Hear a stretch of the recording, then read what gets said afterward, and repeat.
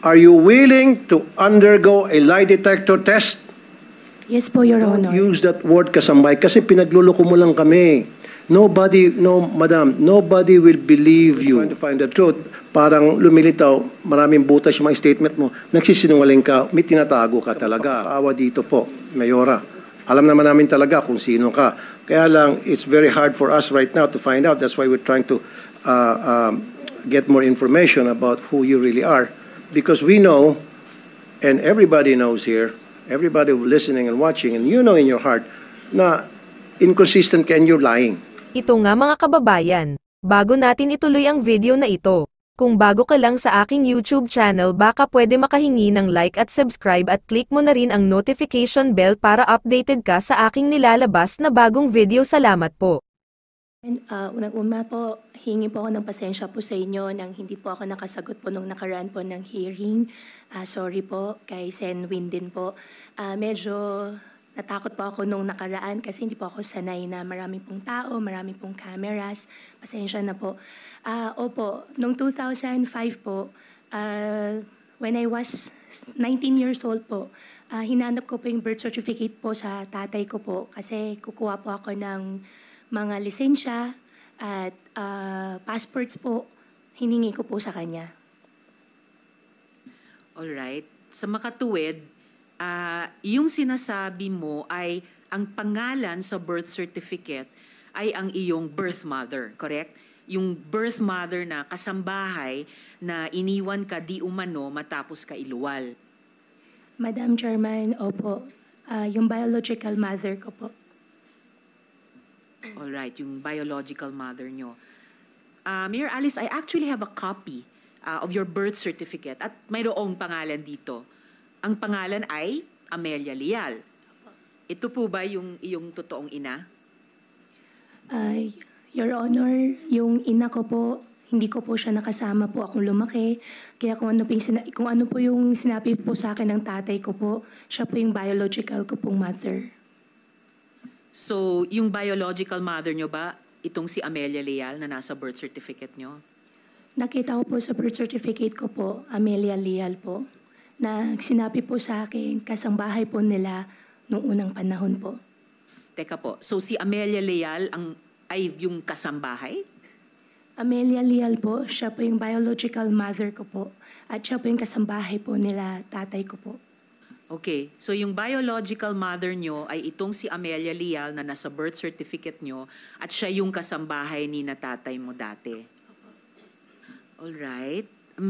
At this point, friends, may I also put on record that the information here is information about an individual who is an officer of a government institution relating to her position, considering that citizenship is a requirement of public office and the position of mayor and is therefore a recognized exception to the Data Privacy Act. Sinabi niyo po, Mayor, na nalaman mo lang ang pangalan ng tunay mong ina nung nakita mo ang birth certificate. So sinasabi niyo, ang tunay niyong ina ay itong si Amelia Leal. Your Honor, opo, biological mother ko po. Biological mother at kasambahay noon ni tatay niyo. Opo, sabi po niya sa akin. Sabi po ni tatay niyo sa inyo. Mayor, sabi niyo po na kayo lang ang anak ng nanay at tatay niyo. Tama po ba? Your Honor, lumaki po ako sa farm. Lumaki po ako na ako po mag-isa. Yung tatay ko po, meron po siya ibang partner. Hindi ko na po alam, Your Honor. May ibang partner si tatay niyo, pero kayo lang ang anak ng tatay at nanay niyo. Your Honor, yan po ang understanding ko po. Yan ang understanding nyo. So presumably, kung may mga kapatid ka, sila'y half-siblings at iba ang nanay nila. At ang nanay nila ang legal wife ng tatay mo? Ang tatay ko po, meron pong 3 kasama. At yung sa 3 kasama, may mga anak si tatay nyo. So half-siblings nyo. Opo, Your Honor. So, yung isa sa 3, ang legal wife ni tatay nyo? Your Honor, Tingin ko po, kasi hindi ko po sila kasama po lumaki. So pero ang sinasabi nyo, hindi si Amelia Leal ang legal wife ni tatay nyo. Pero siya ay nanay nyo at siya ay kasambahay ni tatay nyo dati. Yes po, Your Honor. Okay, ito pong problema ko, Mayor. I also have copies of the birth certificates of Sheila Leal Go and CMN Leal Go. Okay. I note that the information contained in these documents is necessary to present in these hearings for the Senate to properly carry out its authority to conduct investigations and ferret out the truth behind these issues we are confronting, thus constituting an exception to the Data Privacy Act. However, out of an abundance of caution, niredact po namin yung ilang portions ng birth certificates ni na Ms. Sheila Guo at Mr. CMN Guo dahil hindi sila public officers. Ngayon, sa mga dokumentong ito, pare-pareho kayo ng nanay nyo ay si Amelia Leal at ang ama ninyo ay si Angelito Guo. So, sa totoo, tatlo po ba kayong anak ng nanay at tatay nyo? Your Honor, hindi po ako yung nag-prepare po ng birth certificate po nila. Kaya wala po akong idea po. Natanong ko rin po sa tatay ko po, after po nung last Senate hearing po, tinanong ko po sa kanya kung kapatid ko po ba yung dalawa. And he said yes po. Alright, so kinonfirm ni tatay nyo na sina Ms. Sheila Leal Guo at Mr. CMN Leal Guo ay mga kapatid nyo. Yes po, Your Honor. At kinonfirm nila na mga kapatid nyo sila. Kinonfirm po sa akin ng tatay ko po. Naitanong ko po sa kanya. Alright. So, base pa rin sa mga dokumentong ito, una yung birth certificate nyo at ngayon yung birth certificate nung dalawang kinonfirm ni tatay nyo na kapatid nyo, paano po yung iniwan ka ng nanay mo nung pinanganak ka ng 1986, pero siya pa din ang nanay ng kapatid mong si Siamen na pinanganak naman nung 1988? Your Honor, hindi ko po nakita yung birth certificate po nila at hindi rin po ako yung nag-prepare po. Wala po akong idea po doon sa birth certificate po nila. Madam Chair, pwede makasingit? Yes, Sen. Rafi. Kasi during the last hearing, she did mention na siya po ay a love child, right? Okay? Pero alam mo ba na kasal yung father mo at saka mother mo? Naitanong ko rin po sa kanya, sabi po niya sa akin, hindi po sila kasal. Bakit nakalagay sa birth certificate na kasal? Married October 14, 1982, Angelito Go and Amelia Leal. Senwin, wala pa akong idea po doon sa birth certificate ko po na hindi po ako yung nag-prepare po ng birth certificate ko po. You did not prepare the birth certificate. Okay, andun na tayo. Pero at least you should have asked your father na bakit ganito. Sabi mo, kasambahay siya. Kung kasambahay siya, bakit kasal kayo? Bago ka pinanganak, kasal na sila. And then lumilitaw sa birth certificate, kasal din siya. Iba-iba yung date ng kasal ng father mo dito sa mother, supposedly mother mo. So parang twice kinasal yung mother mo dito kay Amelia. Hindi mo ba tinanong sa papa mo yung discrepancy? I would have asked it, especially ikaw, mayora ka na. You didn't ask that. Your Honor, hindi po kasi namin pinag-uusapan po sa bahay regarding... I don't think Opo. so. I don't think so. You bilang nasa public service na holding a higher office at LGU, you would have been curious. Di ba? Kasi sabi mo, sooner or later, ito'y mauungkat, ito'y tatanungin sa akin. Kailangan ready ako sagutin yan. And I should tell the truth and you should have anticipated the fact na ikaw ay balang araw mapapatawag sa isang hearing tulad nito. So in this case, you are not prepared. Halatang may mga butas tong my statement mo. Kasi you should have asked your father, Dad, kung ako'y love child, how come na kasal pala kayo ng nanay ko?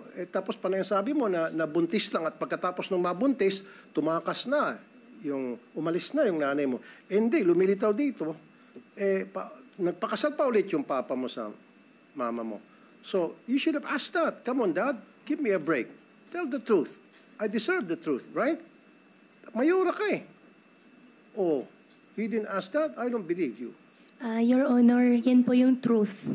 Hindi po namin pinag-uusapan po sa bahay. Medyo sensitive po yung topic po, kaya hindi po talaga namin But you're not pinag-uusapan sa bahay. interested about the history of you and your family. Well, that is very important. Sabi ko nga, tumatakbo ka at nasa public office ka, diba? So, in your case, hindi niyo pinag-usapan. Are you willing to undergo a lie detector test? Yes po, Your Honor. Para paiksin natin dito, ma'am, Madam Chair, sa lahat ng mga sinasabi mo, especially dito sa na ikaw ay love child, na hindi pinag-usapan ng tatay mo, everything about you, everything about your past, you're willing? This is voluntary though, and hindi naman to acceptable sa korte. Para dito lang, para naman to help you at the same time. Kasi kung nagsabi ka ng totoo, then it will help you na para malaman ng taong bayan na nagsasabi ka ng totoo. On the other hand, kapag it's the other way around, then dito malalaman na ikaw sinungaling na pwede kang makontempt ng committee and pwede kang makulong. Is that fair enough? Okay, last na naman po, Madam Chair, and then I'll give it back to you. Yes, Madam Chair, Senator. siguro I would like this committee to invite the mayor, the previous mayor. Sino ba yung mayor na kaibigan mo na nag-endorso sa'yo? I want it to come from you. Ang former mayor po, si Mayor John Feliciano po. John Feliciano. So, Madam Chair, invite natin si John Feliciano kasi base doon sa mga sinasabi ni John Feliciano sa publiko when he endorsed her to be his successor. Sabi niya, is a good friend, etc., etc. So, maraming alam si Mayor kasi hindi naman siguro endorse ni Mayor itong si Ma'am Alice Go kung hindi niya talaga ito sapat na kilala. So, maybe the previous mayor, the ex-mayor can shed light about who really Mayor Alice Go is. Salamat, Madam Chair. I'll give it back to you for later. Salamat, Sen. Rafi. As the Chair mentioned earlier, para sa susunod na hearing, iimbitahin nga natin yung kumadrona na nagpanganak kay Mayor. Yung mga tanong tungkol sa sinong tumanggap ng late registration, maitatanong na natin ngayong araw dahil nandirito ang LCR ng Tarlac. Imbitahin din sa susunod na pagdinig yung chair sa barangay na nagbigay ng permit para sa farm, si Mayor Feliciano nga. Ang BIR, ang BIR nandito na rin. Ang mga naging suki ni Mayor Alice nung siya'y nagnenegosyo sa piggery nila, and then yung mga tauhan sa farm. So we will invite those additional One more, resource Madam persons, Chair. Sen. Rafi. One Yes, more. Sen. Rafi? Yes, I wouldn't believe you kung sasabihin mo naman sa amin dito na wala kang file ng mga empleyado mo sa farm at hindi mo kilala ni isa sa kanila on a first name basis lang. I wouldn't believe that. Kasi ako, ilan ang tao ko? I have 75 people working, di ba, sa akin, sa public service shows ko and all. I know each and every one of them, their names and all. Pero pag sabihin mo hindi mo kilala, then again, pagtatawanan ka na naman. Madam Chair, yung marriage certificate siguro ng father niya at saka na mother niya, pwede rin siguro natin hingin sa civil register kung meron tayong kopya. Kasi sinabi rito na married yung father niya at mother niya, maliban na lang kung kinasal sila sa China. Sa palagay mo, natanong mo ba, ano bang tawag mo? Papa, tatay, ano bang tawag mo sa father? Anong tawag mo? Sen. Rafi, ang tawag ko po, Papa. Papa. Opo. Okay. Natanong mo ba sa papa mo saan sila kinasal? O sa China ba o sa Pilipinas? Sen. Rafi, ayoko po kasing, hindi po yan pinag-uusapan po sa bahay Okay. po namin. Sige. Gawa po na ayoko pong sisihin yung tatay Okay, ko. sige. I understand. And how I wish po na I have a perfect family. Kaso Okay. nga lang po, ganun po yung nangyari. Yes, ma'am. So, Madam Chair, siguro hingin natin sa PSA yung marriage certificate. Kasi dalawang beses kinasal yung supposedly mother niya at father niya. So, pull out natin. Baka makakuha tayo mga important information doon sa marriage certificate ng both parents niya. Salamat, Sen. Rafi. The committee actually already made that request at in a few minutes, meron po akong impormasyon tungkol Thank you, sa Madam tinatanong nating marriage certificate na yan. Pero at this point, Mayor Alice, so nakikita po na ito nga yung problema no? You did not prepare your birth certificate pero di maipagkakaila na butas-butas po yung birth certificate nyo. At lumalabas po sa pagtatanong po namin, matatanong talaga, akala ko ba nawala yung nanay ninyo? Parang matagal naman yung relasyon nila nung tatay nyo. 3 ang anak. At by the way, iba po yun sa kwento nyo sa interview, no? Na napanood naming lahat. And here's another issue, Mayor, sa birth certificate na nagko-contradict sa kwento ninyo. Your parents are listed nga as married. Meron pang date of marriage, no? Yung October 14, ito, 1982. Oh, date of marriage. Paano mangyayaring kasal sila kung sabi mo, ang birth mother mo ay yung kasambahay sa bahay ng tatay at nanay mo? Your Honor, yung biological mother ko po ay kasambahay po ng tatay ko po. Ako po, lumaki po ako sa farm. Malayong Pero- sagot niya. Sorry, Madam Chair. Malayong sagot Yes, niya. and Rafi. Yun na nga po. Paano mo mapapaliwanag na yung date ng kasal ng magulang mo na iba-iba dito sa tatlong birth certificates ninyong tatlong magkakapatid na kinonfirm ni tatay mo na sina Sheila at Siemen Lialguo ay mga kapatid nyo, pero sa mga birth certificates ninyo, iba-iba ang petsa ng kasal nila. At date din ng kasal ng magulang ni Sheila Lialgo na ang pangalan din ay Angelito Guo at Amelia Leal, pero hindi date ng marriage ng magulang ni Siemen Lialgo. Na pareho ding sina Angelito Guo at Amelia Leal ang magulang. So, paano nyo maipapaliwanag yun iba-iba ang marriage date sa birth certificates ninyong tatlo? Your Honor, as much as possible, ayaw ko na pong sumagot ng hindi ko po alam. Pero hindi ko po talaga alam at hindi po ako yung nag-prepare po nung birth certificate ko po. Madam Chair, pwede makasingit ulit. All right, Sen. Rafi. Okay, ito lang, Mayor, sabi mo, kasambahay yung mama mo, itong si Amelia Leal. So, ibig sabihin kasambahay, nagsisilbi doon sa papa mo. Sinong kasama ninyo? Na kwento ba yun sa iyo ng papa mo habang nagsisilbi bilang kasambahay yung mama mo sa household ninyo? Your Honor, hindi na po na-disclose po sa akin ng Hindi tatay ko po. disclose. Okay, so lumilitaw dito, amo, yung tatay mo, habang siyang amo, nandiyan yung kasambahay ninyo, naglilinis, inuutosan, pamalengke, kasal sila. Kasal sila, tinuturing niyang kasambahay. Kasi married, sabi rito eh. Married sila. Your Honor, as much as possible pa na ayaw ko po sumagot po ng hindi ko po alam. Pero hindi ko po talaga alam. Pero again, Mayor, siyempre tatanungin mo sa papa mo, kasambahay si mama, papa, pero kasal kayo, paano nangyari? Your Honor, hindi ko... Ang sinasabi ko lang po kasi, it will be but natural and human reaction na para mag-usyoso ka sa ganitong klase mga impormasyon na makikita mo na it's about your history. Are you not interested about who you are? Your Honor, mahal Kumbaga, ko po. no, don't use that word, mahal mo sila. Kung mahal mo sila din, dapat sila din mahal ka rin. And then yung both parents mo nagbibigay ng mga information about you, about their lives.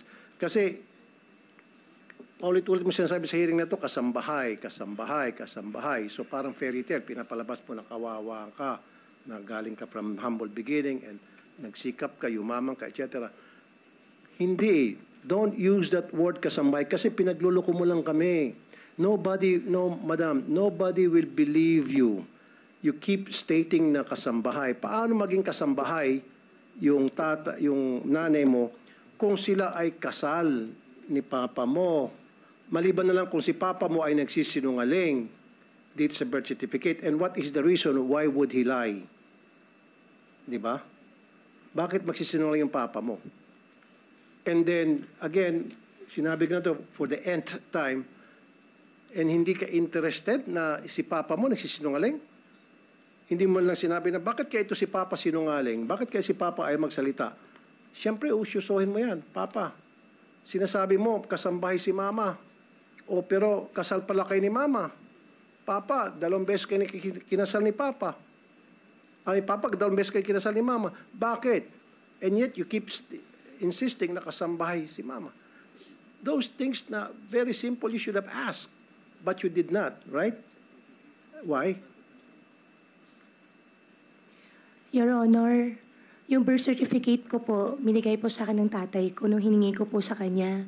Ang nabasa ko po doon sa birth certificate ko po, nakalagay po doon, yung biological mother ko po ay housekeeper. At pasensya ka na, Sen Rafi. Ayaw ko po sisihin yung tatay ko. Mahal ko po ang tatay ko. Wala po Kaya- tayong, madam, kaya hindi po. wag niyo pong ilalayo yung topic. Wala pong kaming sinisisi rito. Hindi namin sinisisi papa mo, hindi namin siya hinuhusgahan, hindi namin sinuhusgahan din mama mo. Ang sa amin lamang is trying to find the truth. In this case, while we're trying to find the truth, parang lumilitaw, maraming butas yung mga statement mo, nagsisinungaling ka, may tinatago ka talaga. Sen. Rafi, hindi tumatagpit just Thank you, to, ma'am. at this point, acknowledge the presence of the Senate President Pro Tempore, Sen. Jinggoy Estrada. Salamat sa pagdalo. Sana maintindihan mo, Mayor Go. Kasi ang ginagawa mo, nililihis mo eh. Kumukuha ka ng simpatiya sa publiko eh. Kasi that's what the public really wanted to hear, na yung mga sad story, mga fairy tales, mga teleserye. Gusto mong pumunta doon eh. Pero no, wag mo kami lisin doon. We know better. Okay? You cannot use that. Wag ka magpapakaawa dito po, Mayora. Alam naman namin talaga kung sino ka. Kaya lang, it's very hard for us right now to find out. That's why we're trying to get more information about who you really are. Because we know, and everybody knows here, everybody listening and watching, and you know in your heart, na inconsistent ka and you're lying. You're lying through your teeth. Sometimes kasi sa pagsisinungaling mo, akala mo yung pagsinungaling mo nagiging totoo na. Because sanay ka sa pagsinungaling, you've been living in a life of lie. Base po dun sa mga statements na mga binitiwan mo na sa amin. Salamat yan muna, Madam Chair. Salamat, Sen. Rafi. So sige, para lang tapusin na natin yung kwento dyan sa